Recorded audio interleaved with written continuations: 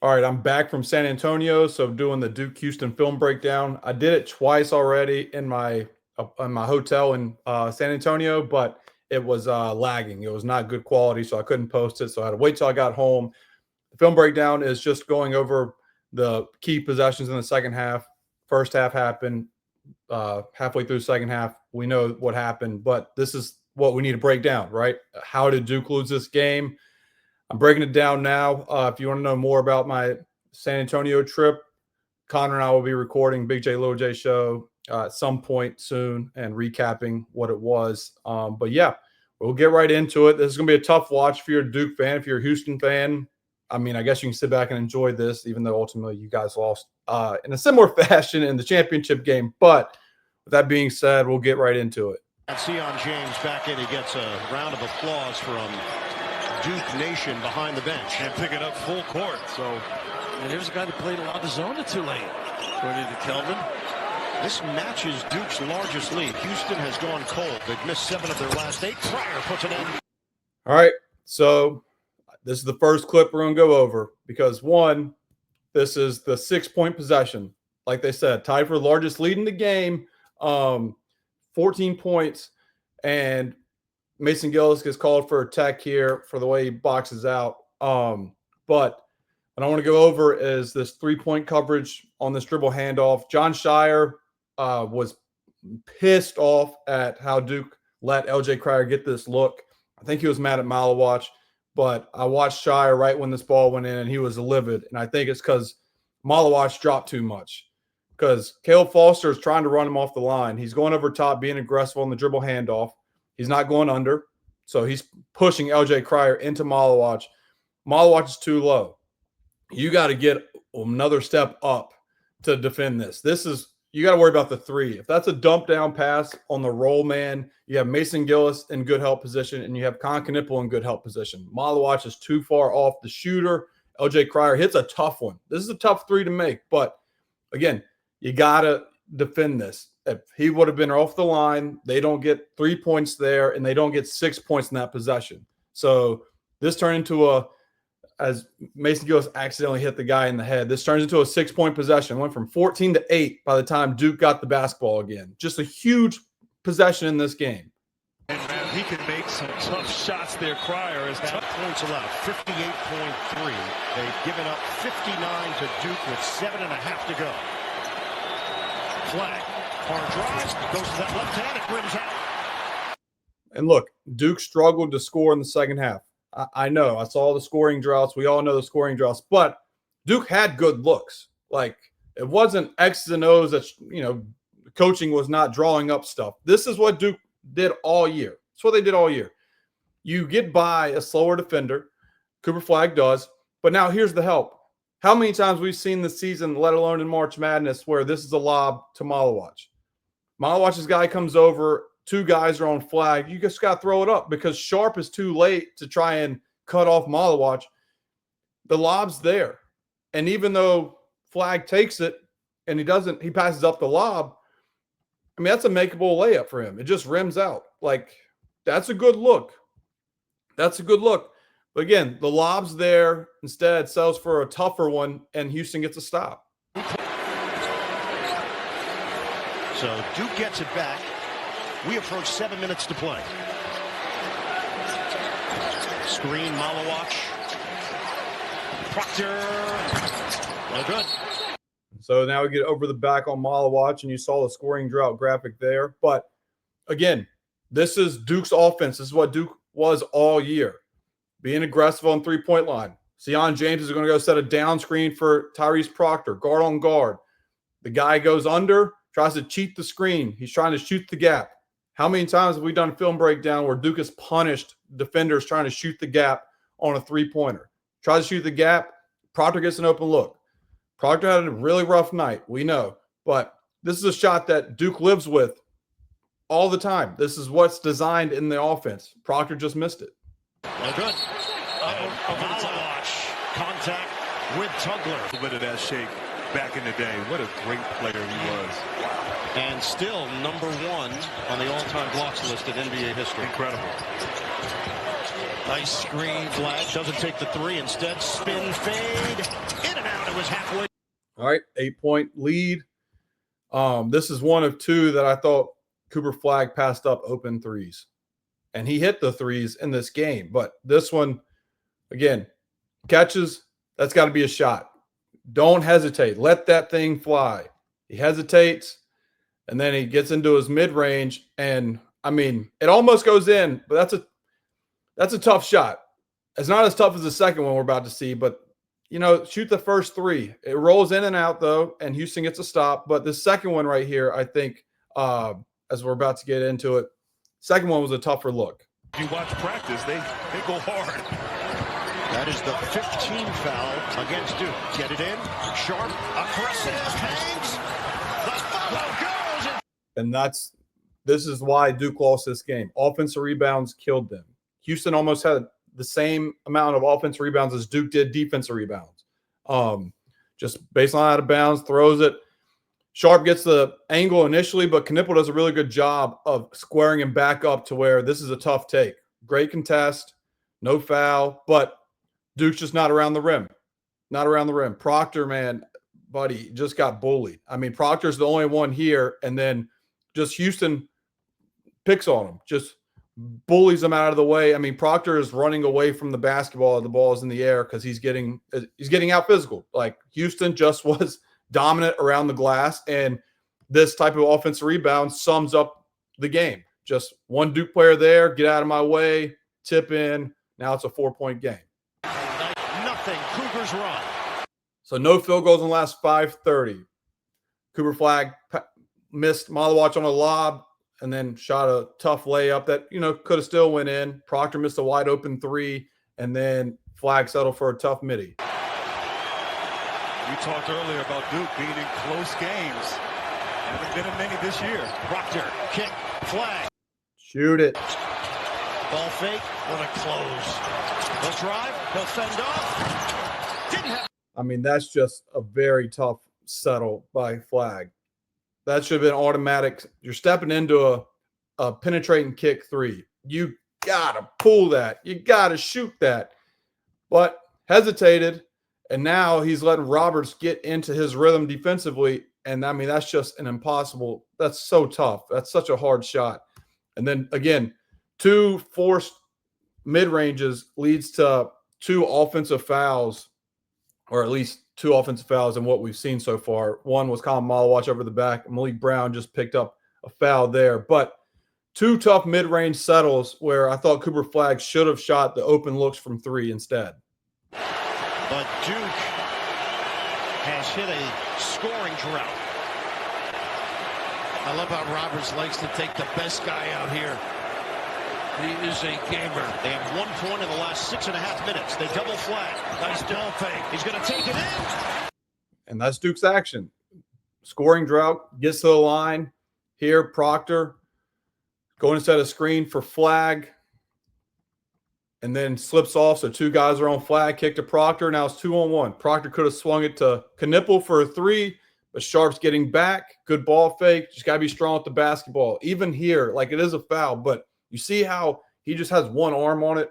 When you're playing against a team like Houston, you have to treat that basketball like a running back, and you got to have 2 hands. Like, when you pick that ball up, you got to put it in your chest because they're swiping. And luckily here, they swipe and it's a foul. And Proctor goes to the line. But, you know, you just got to be strong with the basketball. No field goals in the last 7+ minutes for Duke, but they lead by 6. Again, no field goals in the last 7:15. But as I've said, most of them have been good looks that we've just seen. They just have not went in. We're going to hit 3 minutes to play. He can get it going, Proctor. Proctor off the double, roll, kick, Flagg. Duke's up 9.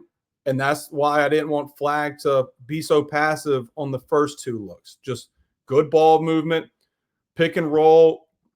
Houston's blitzing the pick and roll. So Proctor does a good job, throw to Malik Brown, and then Malik Brown knows where he's going with the basketball before he catches it. Just no hesitation, finds Cooper Flagg, 9-point game. Just couldn't get his feet set. Under 4. Uzan lines it up. Off the rim, no. Tugler, offensive board. Reload, Sharp. Sidestep, jumper, no good. Look at this hustle. Pryor goes down to get it. Oh, Tugler, offensive board. Reload, Sharp. Sidestep, jumper, no good. Look at this hustle. Pryor goes down to get it. We're down to 2:18 to play. Spin move. Like, great block, right? But again, you just gave up 2 offensive rebounds here. You've given Houston a team. You're up 9. It's a good block by Flag, but Duke can't get any rebounds. Can't get any rebounds. I mean, it's so frustrating. Like, you have, 3 guys in the paint. Again, long shots equal long rebounds. Just can't come up with it. LJ Cryer gets it. And yes, Flag gets a nice block here, but this possession ends up being 2 points for Houston when Duke, all you had to do, you get the rebound. You get the rebound here up 9 with 2:15 to go, and you can just milk 30 seconds and have a shot clock violation, and now it's 1:45 to go. You're still up 9. Just like mathematically, that's massive. But instead, Houston keeps the ball here, and they're going to score a layup. Uzan. You're going to go long. Trapped down by Sharp. Excellent D on the inbounds, too. They got to work quickly here. 5 to shoot. Sharp on a stutter step. Takes it inside. So now 2:05 left, the 7-point game. And I can understand Flag's trying to take Sharp off the 3-point line here, but I mean, this is just too easy. It's a straight line drive. Just blow by Cooper Flag, and Sharp makes a layup. And now it's a 7-point game rather than 9 with Duke having the basketball. About the blow by there. Like a little tired, I think, Grant. I think he was trying to play him on that 3-point attempt. Strong drive there. 1:50 to go. James with Uzan. Give it up. Proctor, drive. Now it's a turnover. You're up 9. Could have got a rebound. You didn't. 7-point game. And then Proctor just being soft with the basketball. Again, you're going against Houston. This is a good action. Good set because Proctor's tight curling this. Proctor has the advantage now, but he's not being strong with the basketball. Just gets it poked away, out of bounds on him with 7 seconds left on the shot clock, minute 39. But he's turning this corner. You got to pick that. You got to dribble, pick that ball up, and either go up to the rim or drive and kick to Knipple on the 3 here. But Proctor's never has the basketball. It's off him, and now it's worrisome. It's a 6-point game now as we fast forward because I think both teams made free throws. But, again, situational basketball, the players just didn't make plays. Team of 22 at the line. James gets it in. Knipple back for James. A minute 9 to go. Houston not fouling. No, I'm going to play this one out.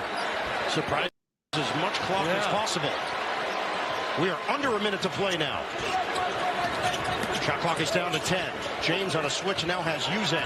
You do not want to foul now. Knipple, drive. Knipple denied by Tugler. Look, milk the clock to try and get something at the rim. And honestly, it's a really good play by Houston because Knipple gets the first step on the defender.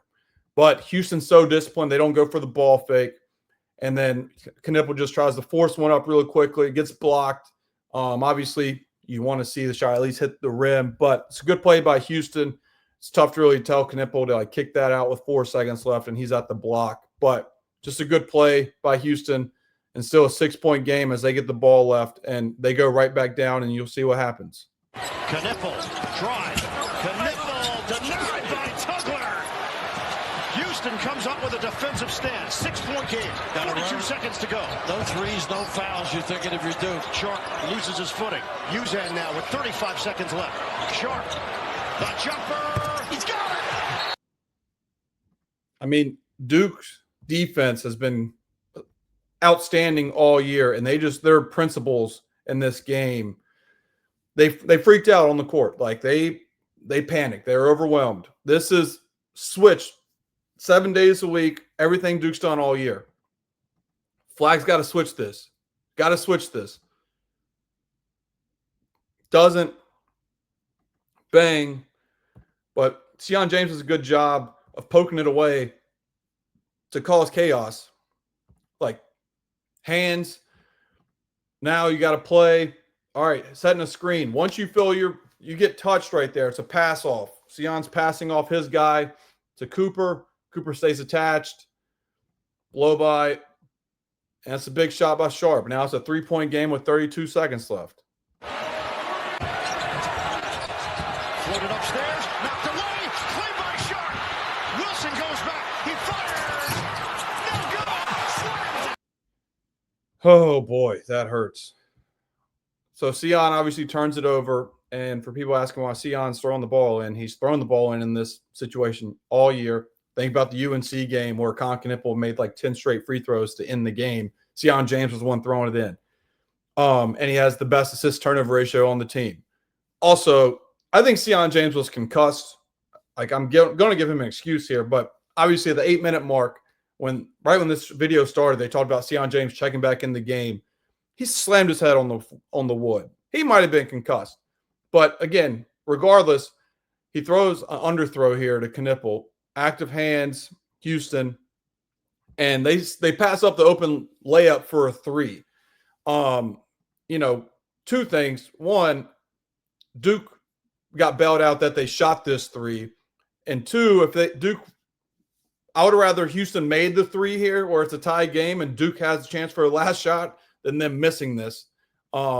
He misses it because since I know the result, I'd rather him made the shot, because him missing it live, Duke has a chance still to get this rebound, and you get the defense rebound, they foul, and then you can make it a 5-point game with 26 seconds left, and the odds are back in your favor. Instead, Duke does not get this rebound. It's a putback dunk on the backside, and now it's a 1-point game, 67-66, and everybody in there is just like, what the hell is going on? Houston fans are cheering what the hell is going on. Duke fans are like, what the hell is going on, freaking out. How about that weak side rebound? James, bounce, Knipple, Proctor will gotta give it. And he like Bill Raftery said, Tyrese Proctor, you got to give that up.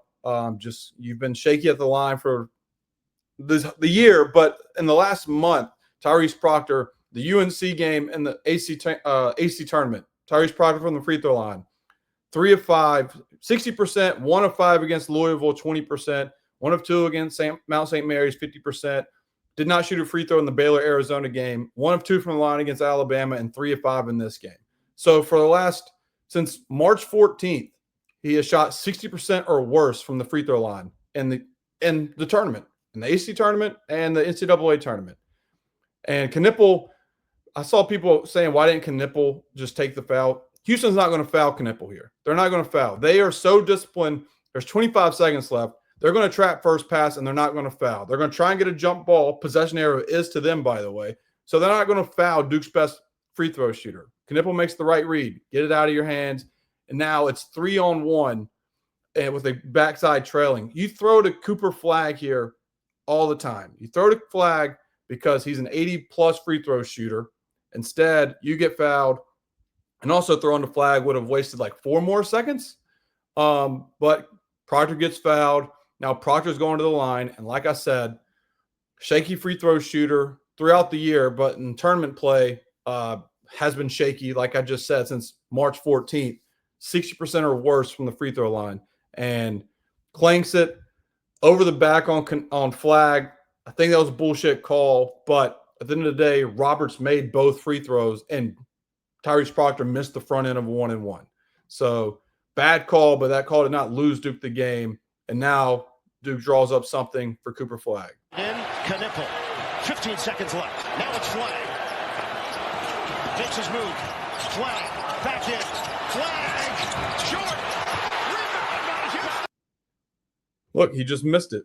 Flag misses short. I think this is the right play for Duke. Give the ball to your best player. Go make a play. Unfortunately, Flag just missed it. But the 2 mid-ranges I complained about earlier in this video were because, they were forced and they were far away. This is a good midi because he's in the paint, and we have seen him make this shot time and time again this season. And the fadeaway creates separation over the defender. Yes, it's contested, you can say, but that's a good shot for Flag. He just missed it short. He missed it short. And for the people that are like, I would like to see a drawn up play, well, ask Houston in the championship game about their drawn up play when Sharp came off an elevator or double screen and Walt Clayton Jr. closed out on him and he couldn't even get a shot up.